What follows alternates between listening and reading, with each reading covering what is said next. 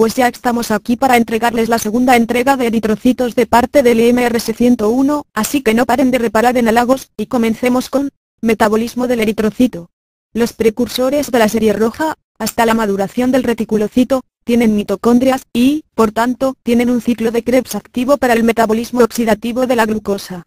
En el proceso de maduración, cuando el eritrocito sale de la médula ósea, pierde no solo las mitocondrias, sino el núcleo y los ribosomas y en consecuencia pierde la capacidad de llevar a cabo la fosforilación oxidativa, la posibilidad de reproducirse y de sintetizar proteínas. Comparado con otras células, el eritrocito tiene un esquema de metabolismo intermedio muy simple. La glucosa es prácticamente el único combustible que utiliza.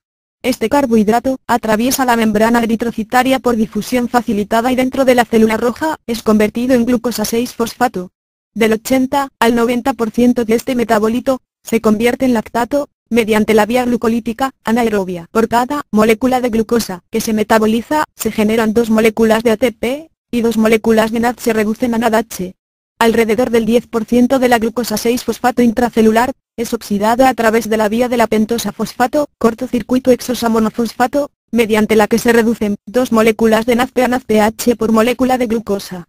Esta vía mantiene al glutatión en la forma reducida y a su vez, protege a los grupos sulfidrilo de la hemoglobina, de la membrana y de las enzimas del eritrocito de ser oxidados por peróxidos o superóxido por drogas y toxinas. El eritrocito requiere energía para realizar reducciones bioquímicas para proteger a sus diversas partes de la desnaturalización oxidativa que puede ocasionar al transportar oxígeno. El sistema que utiliza NADH, procedente de la vía glucolítica, mantiene los átomos de hierro de las moléculas de hemoglobina en estado reducido. Este proceso consume una pequeña parte de la energía metabólica que utiliza el eritrocito.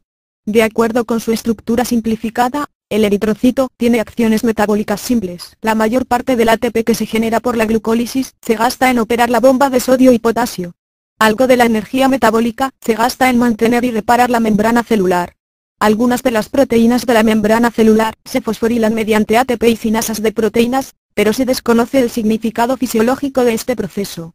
Bajo la influencia de ciertos compuestos, por ejemplo, el azul de metileno, aumenta en forma importante la cantidad de glucosa procesada a través de la vía pentosa-fosfato.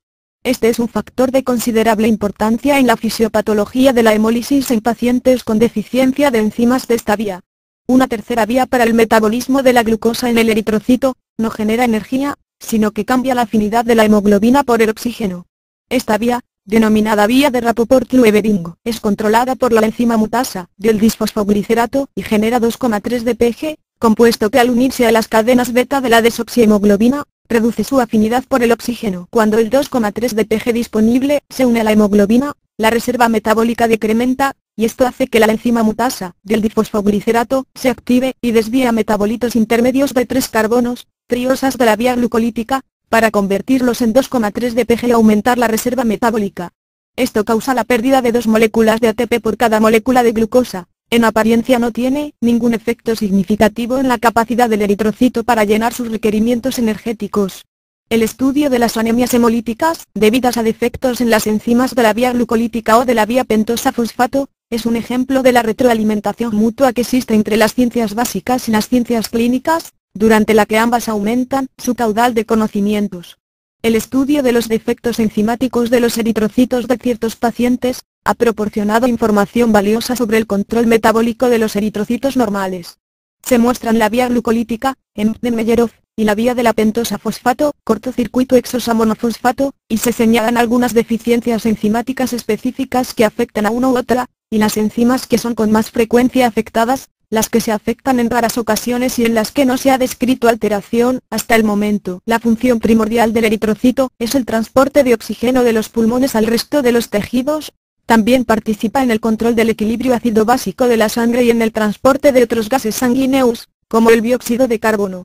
Tanto el oxígeno, como el dióxido de carbono difunden por gradientes de presión parcial. Así el oxígeno difunde desde el aire atmosférico, presión parcial de oxígeno cercana a 150 milímetros de mercurio a nivel del mar, hacia los alvéolos pulmonares con presión parcial de oxígeno de aproximadamente 102 milímetros de mercurio. De los alvéolos, difunde hacia la sangre con una presión parcial de oxígeno de alrededor de 100 milímetros de mercurio, y de esta, hacia los tejidos con una presión parcial de oxígeno de alrededor de 40 milímetros de mercurio. Por el contrario, El dióxido de carbono difunde desde los tejidos, presión parcial de dióxido de carbono cercana a 40 milímetros de mercurio, de ahí hacia los alvéolos, al aire atmosférico con presión parcial de dióxido de carbono de 0.3 milímetros de mercurio al nivel del mar. Por lo anterior, se dice que el movimiento de los gases fluye cuesta abajo.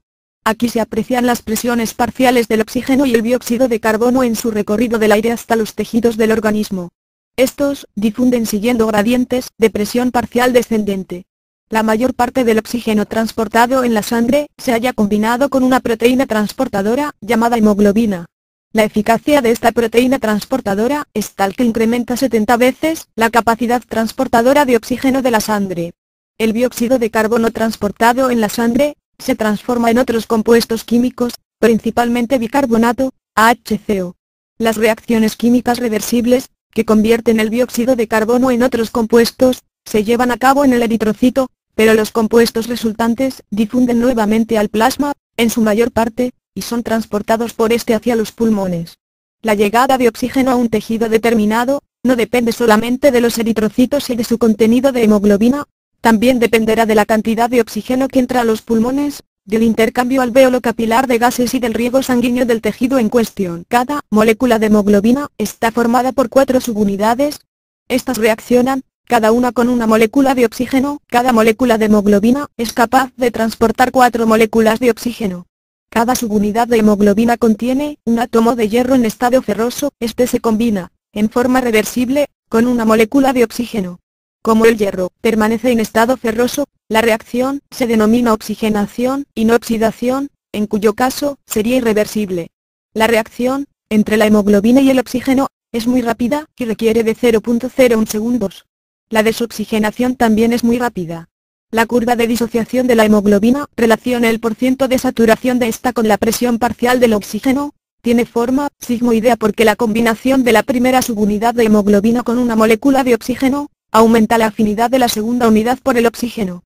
Una vez que las dos primeras subunidades de la molécula se han combinado con oxígeno, la afinidad de la tercera subunidad por este elemento aumenta todavía más, y se produce un nuevo cambio en la estructura cuaternaria de la hemoglobina. Disminuye la afinidad de la cuarta subunidad por el oxígeno y por eso se requieren incrementos considerables de la presión parcial de oxígeno para lograr la saturación. Cuando la hemoglobina está saturada, cada gramo contiene 1.34 mililitros de oxígeno. En el ser humano vivo, en condiciones normales, la hemoglobina no se satura al 100%, sino aproximadamente al 97.5%. Aquí vemos una curva de disociación de la hemoglobina. Algunos factores afectan la afinidad de la hemoglobina por el oxígeno, la acidosis y el aumento en la concentración de dióxido de carbono, 2,3-difosfoglicerato y de temperatura, desplazan la curva hacia la derecha, lo contrario a la izquierda. Esto se debe a que una pequeña cantidad de la sangre que atraviesa el circuito pulmonar no se oxigena, cortocircuitos fisiológicos. En un sujeto con 15 g de hemoglobina por decilitro de sangre, con una saturación de hemoglobina del 97%, hay 19.8 mililitros de CO2 por cada 100 mililitros de sangre arterial. De estos, aproximadamente 0.29 mililitros están disueltos en el plasma y el resto, 19.51 mililitros, combinados con la hemoglobina.